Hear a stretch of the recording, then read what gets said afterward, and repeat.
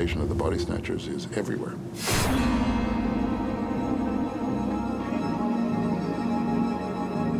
The whole film was done in a spirit of great fun.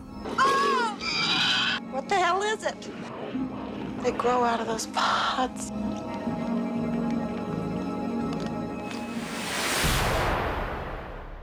There seems to be always some interest somewhere to remake Invasion of the Body Snatchers, and that's got to be a testament to the original theme buried in the Siegel and Jack Finney book, that, you know, we're constantly afraid of something in any era. Well, Jack Finney wrote basically a science fiction story that was turned into a film by Don Siegel, a wonderful film.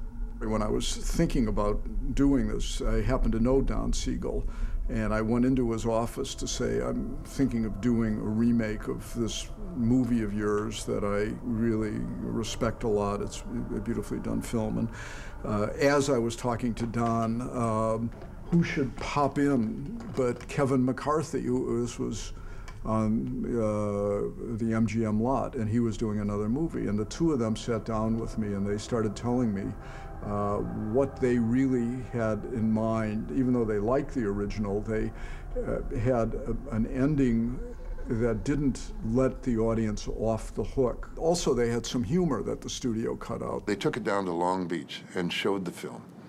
And the film was terrific, you know, and they were so thrilled because you would have laughter and then screams, and then laughter and then screams, and then laughter and then really screams. It was perfect. And they took it back, and they were so thrilled when they took it back to Allied Artists, and they showed the film, and they played them the recording of the sneak audience. And Allied Artists, the executive said, "Get rid of the laughter." You go, oh God. The studio, didn't feel that humor in a horror movie really mixed. But to my mind, and really to Don Siegel's mind, that could only make the film scarier, which is one of the reasons I wanted to do a remake of it. I don't really look on our version as a remake, because it's really totally different. It goes back to Jack Finney's source, but it's really a reimagining, in a way, a variation on a theme. We could explore a little bit more of the characters and what makes a pod and what makes people be not pods, and is that not poddiness worth preserving? And that was sort of what Bob Solo, W.D. Richter, and I really set out to do. Well, the Finney book, I think, is popular through the years because it plays on a fear that we all have, that people around us are turning secretly on us behind our backs, and if we close our eyes, they'll get us. And that plays out over decades because we're always afraid of somebody. We started out with the same small city idea that was in Jack Finney's novel, which really was someplace north of here. And that was very difficult because it seemed like the world was somewhere else, and here we were in the boondocks, you know, thinking about, well, what are even the locations? Where do people live? And then we sort of felt that as time went on, 20 years had passed really since that film was made, that the real paranoia was starting to lurk more and more in big cities. We decided, let's see what we can do with paranoia coming to a big city. And the basic thing that came to me, probably when I was talking with Kevin McCarthy, was to say, well, how can I get Kevin into this movie? Let's just suppose that he had left the last movie where he wanted to leave it, which is running out of the small town saying they're here, and let's just suppose that he ran for 20 years trying to spread the word. The British are coming, the pods are coming, whatever it was. Lock the door. Lock the door. They're coming! They're coming! Help! Help! They're coming! They're coming! Listen to me! Listen! Help me! You're next, please! Please! You're next! We're in danger! Please, listen to me! Something terrible! Please! You're next! Here they are! They're already here! Come! You're next! They're coming! They're coming! Must have done something.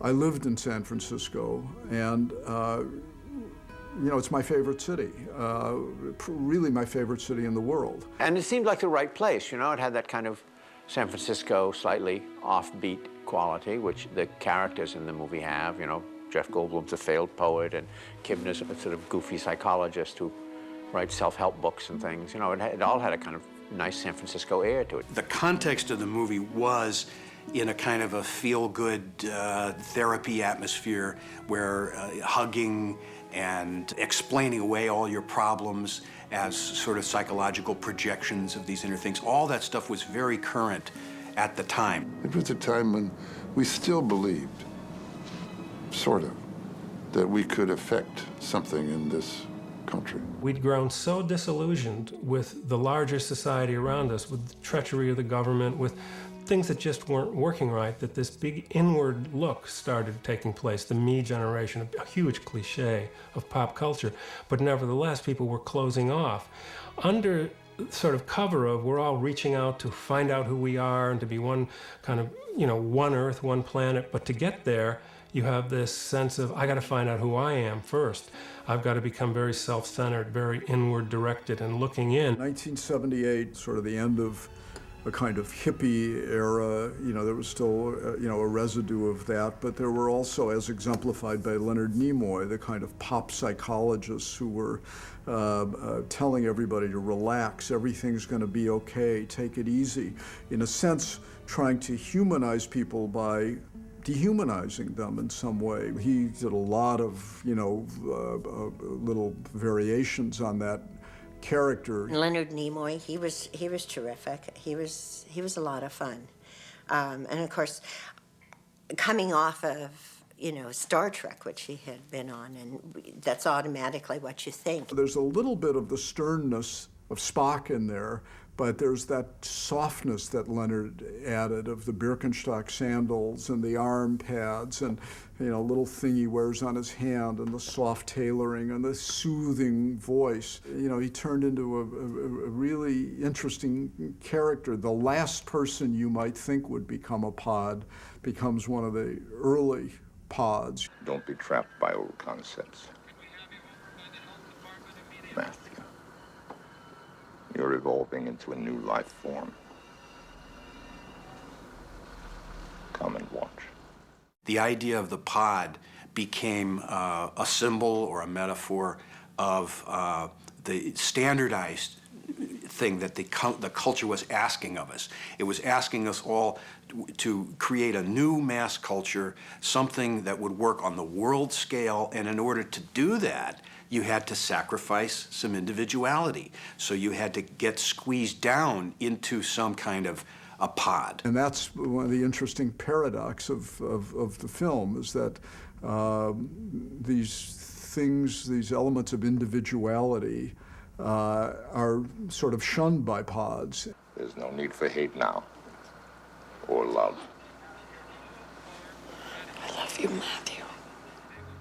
When I think about what might have inspired me or Phil or all of us to make this version, I don't think of science fiction because science fiction tended to be drifting toward big pyrotechnical effects and larger-than-life dangers and monsters and threats, and the budgets were going up.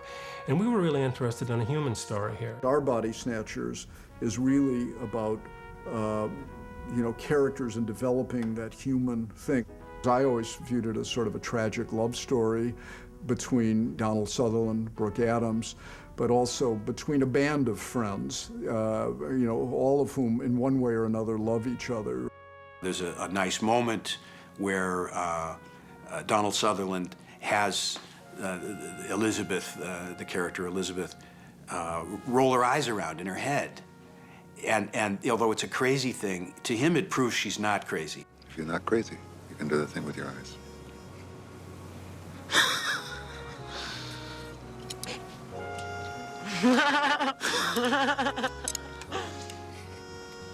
You're not crazy.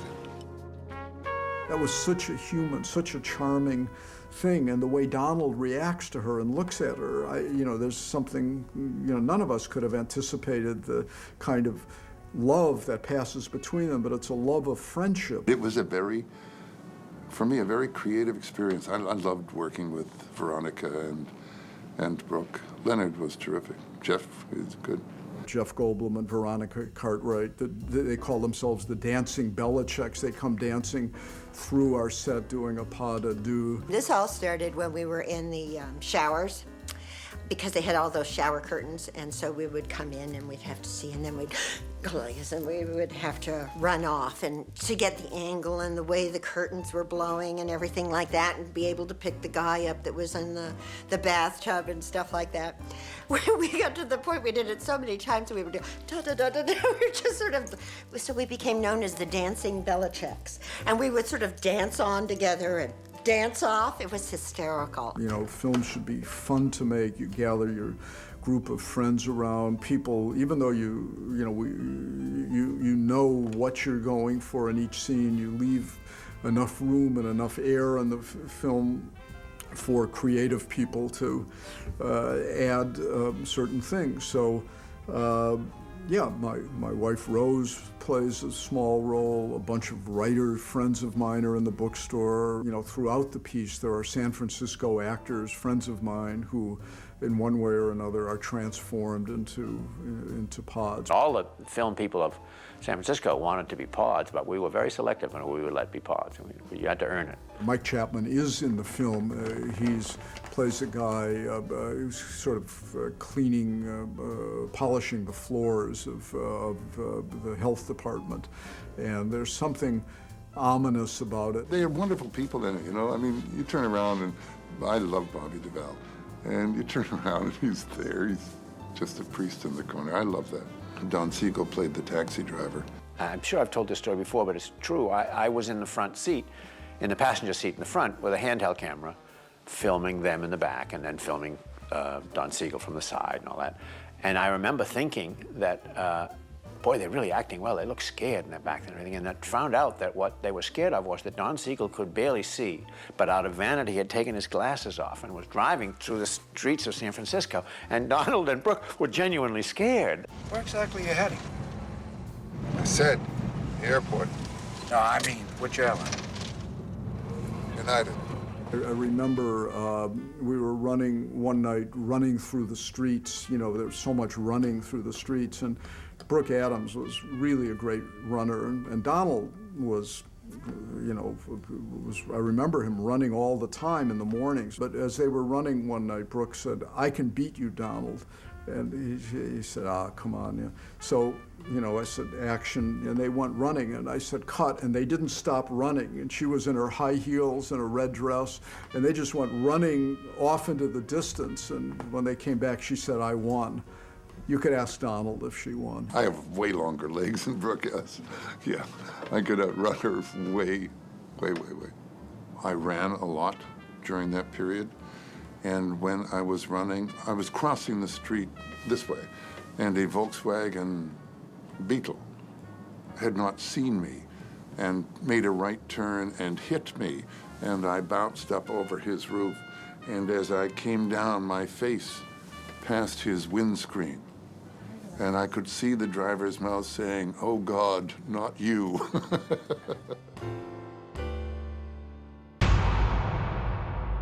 If you look at Donald Sutherland as the main character, as the Hamlet of our piece, so to speak, it's really the story of the development of a pod. And if you were a pod audience out there, you'd be very happy with the way he comes out at the end of the movie. The end scene, Donald had been told something and I was told something else, and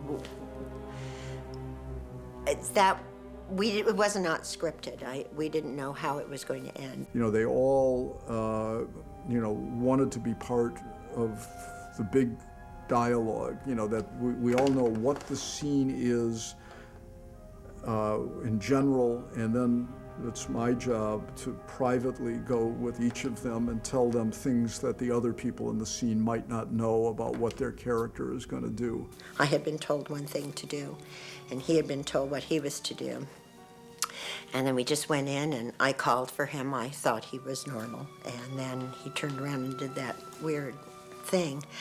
And so the whole end was like totally spontaneous.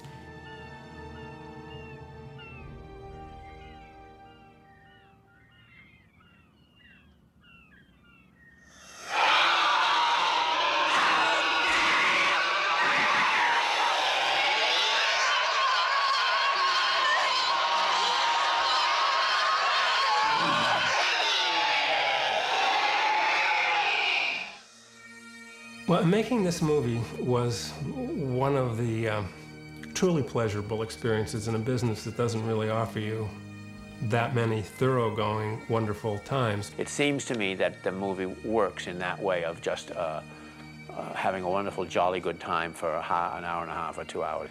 And we went into it with that frame of mind, and I think it shows in the movie. It was an exciting and very pure and politically sensible and intellectually and heartfelt. It was stable to be in, and it continues to garner praise. People still watch it. It was a pleasure to do it.